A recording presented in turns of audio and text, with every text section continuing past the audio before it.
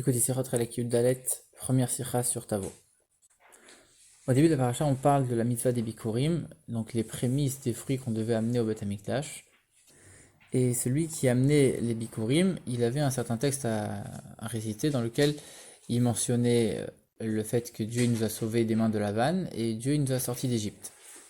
Alors a priori, on pourrait se dire, si on mentionne ces deux choses-là, c'est pour nous dire, regarde, toi maintenant, tu es en Eretz Israël, dans un pays qui est bon, tu as la possibilité d'avoir des fruits qui viennent de cette terre-là, tu peux amener ces fruits-là à Dieu.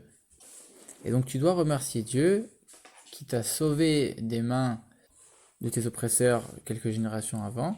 Et c'est ça qui t'a permis aujourd'hui d'exister, d'être dans ce pays-là. Et donc c'est pour ça que tu viens remercier Dieu en apportant les fruits. A priori, la question que le rabbi pose, ok, je dois remercier Dieu et donc je dois mentionner un certain nombre de bienfaits qu'il a fait envers moi. Mais alors dans ce cas-là, pourquoi je mentionne uniquement le fait qu'il m'a sauvé des mains de Lavan, qu'il m'a sorti d'Égypte? A priori, il y a plein de bienfaits qui ont été faits par Dieu aux Juifs. Il les a sortis d'Égypte, ça on a vu, il a ouvert la mer, il a fait la guerre contre Amalek, même après dans le désert, il y avait la manne qui tombait, il y avait l'eau du puits de Myriam. En vérité, c'est aussi grâce à ça que les Juifs ils ont tenu 40 ans dans le désert, donc c'est aussi important. Après ça, il y a même eu la guerre contre Sihon et Og, le miracle avec les Morim, etc. Il y a eu plein d'autres choses qu'on aurait pu mentionner. Alors Rabbi dit en vérité, on aurait pu dire, on aurait pu répondre qu'en vérité, ces autres bienfaits de Dieu, c'est des choses qui sont uniquement accessoires, c'est pas des choses essentielles. Le fait d'être sauvé de la vanne et d'être sauvé d'Égypte, c'est des choses qui ont touché au maintien du peuple lui-même, alors qu'en vérité, les autres choses, c'est uniquement des miracles qui ont découlé de la sortie d'Égypte, par exemple. Tous les miracles qu'il y a eu entre la sortie d'Égypte, donc l'ouverture de la mer, etc., la manne, jusqu'à tous les miracles qu'il y avait dans le désert, jusqu'à l'arrivée en Eretz Israël, c'était en vérité des choses qui découlaient du miracle de la sortie d'Égypte. Et donc c'est pour ça qu'on mentionne uniquement la sortie d'Égypte. Le Rabbi dit, mais alors si c'est comme ça, pourquoi tu mentionnes le fait que tu nous as sauvés de la vanne? Parce que c'est vrai, Yaakov il a été sauvé de la vanne, mais il a été sauvé d'Ésav aussi. Alors pourquoi on mentionne que la vanne et pas Ésav? Si on reste dans la même suite logique. En vérité, on voit que cette question, elle n'est même pas mentionnée par Rashi. Ça veut dire qu'en vérité, c'est une question à laquelle on peut répondre de manière très facile, à laquelle même un enfant de 5 ans qui étudie le Chumash, il peut répondre, à tel point que Rashi n'a même pas besoin de mentionner cette question. Alors le Rabbi, il mentionne une réponse qu'on pourrait donner. On pourrait donner la réponse suivante. En vérité, on voit que c'est vrai que Lavan, il n'a pas réussi à faire du mal à Yaakov.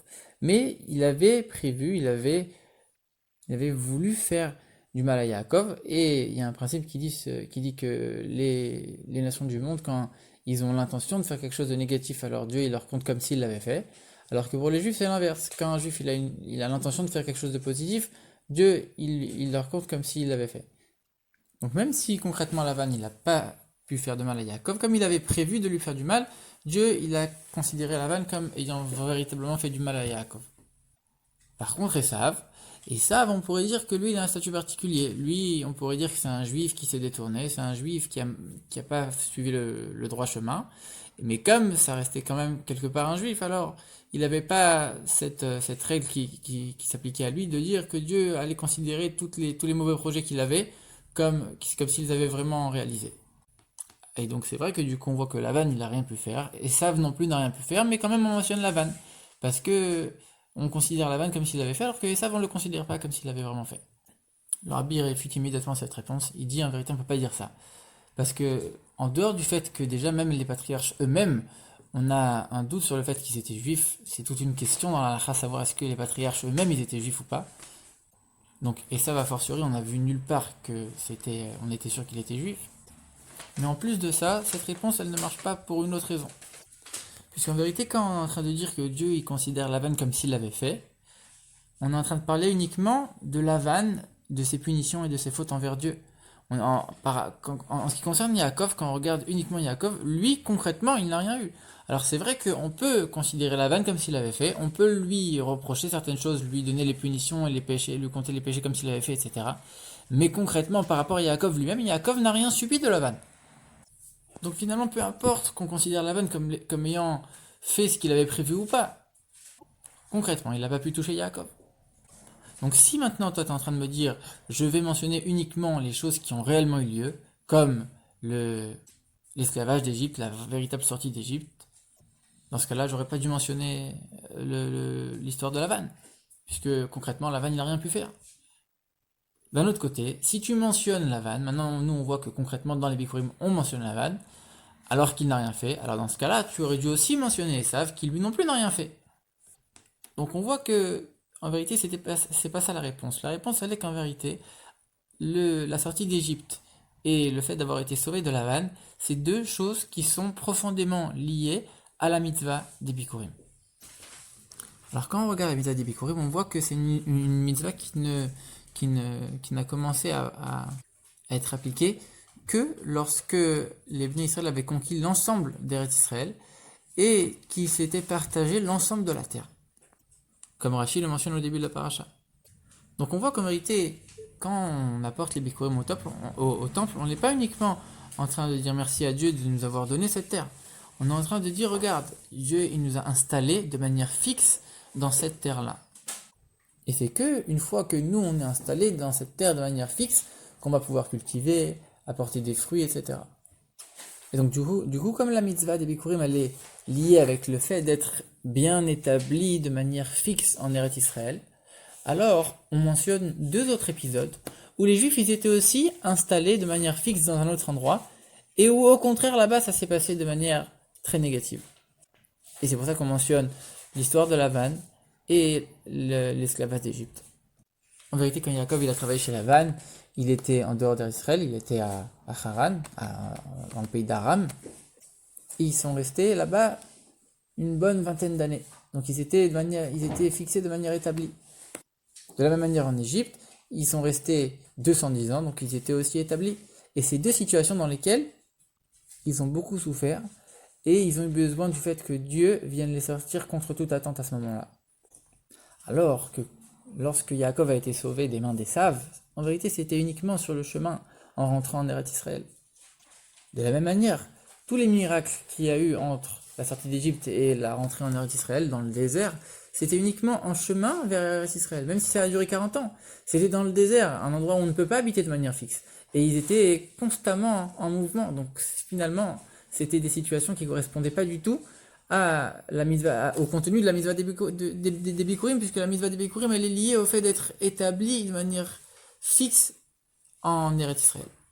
Maintenant le Rabbi explique en vérité la mitzvah des Bikurim d'après le sens profond de la Torah. On dit que le fruit de l'arbre il est comparé à la Neshama, et quand on apporte les Bikurim, c'est un peu comme si donc on apporte les prémices à Dieu, comme si on apportait la Neshama vers sa source. Donc le fait d'amener les Bikurim au temple, c'était une élévation du bas vers le haut. On élève l'âme vers sa source la plus haute. Et quand on récitait le texte des Bikurim, au contraire c'était un mouvement du haut vers le bas, on faisait descendre toute cette lumière, tout le niveau extrêmement élevé de l'âme telle qu'elle est dans sa source, pour que ce niveau-là il puisse descendre et influencer le niveau de l'âme qui se trouve ici-bas dans le corps. Donc d'abord une élévation et ensuite une descente ici-bas. Et donc en vérité, cet influx de lumière qu'on fait descendre à ce moment-là, quand on récite la paracha des Bikurim, elle est allusionnée dans justement ces deux événements, le fait d'avoir été sauvé des mains de Lavan et d'être sorti d'Égypte. Puisqu'en vérité, quand Yaakov il est parti chez Lavan, il est parti à Haran, il était à Beersheba, c'était le niveau d'élévation le plus élevé qui pouvait exister. Et il a été à Haran, l'endroit le plus bas qui existait à ce moment-là. Et c'est exactement la même chose pour Yaakov qui est descendu en Égypte. Il était en Eretz Israël à un niveau très élevé, il est descendu dans le pays le plus dépravé qui existait. Et donc justement, ça représente cet influx de lumière qui descend du haut vers le bas pour éclairer le niveau le plus bas. Et ça, en vérité, on le voit dans l'explication de Rashi. Rashi, il dit que les choses qu'on mentionne dans cette paracha de Bikurim, c'est Chasdei Hamakom, les bienfaits de Dieu. A priori, c'est pas uniquement des bienfaits, c'est des miracles. Il aurait dû dire Nisé Hamakom. Et pourquoi il dit Hamakom, l'omniprésent? Makom, ça veut dire l'endroit, au lieu de dire Dieu, Avaye. En vérité, le mot Chesed, ça représente un influx du bas vers le haut, et Makom, c'est l'endroit. Donc ça veut dire exactement ce qu'on vient de voir. c'est d'amener cet influx divin dans l'endroit, dans le monde matériel, faire en sorte que cette lumière divine va pénétrer le monde. Et en vérité, c'est ça l'enseignement que nous, on doit tirer pour notre service de Dieu. Que ça suffit pas de s'élever dans son propre service de Dieu, dans la Torah, dans la Tfila, etc. Il faut qu'on arrive à partager cette lumière, à la faire pénétrer dans le monde, autour de nous, et même dans les domaines les plus bas. Et non seulement que le monde ne nous dérangera pas pour notre service de Dieu, mais qu'en vérité, le monde lui-même, il se transformera en quelque chose de saint et quelque chose de divin. Et c'est là que cette lumière la plus haute, elle pourra descendre et être intégrée par même toutes les choses de ce monde-là, et qu'on pourra accomplir la volonté de Dieu en créant le monde, de faire de ce monde-là une demeure pour lui-même.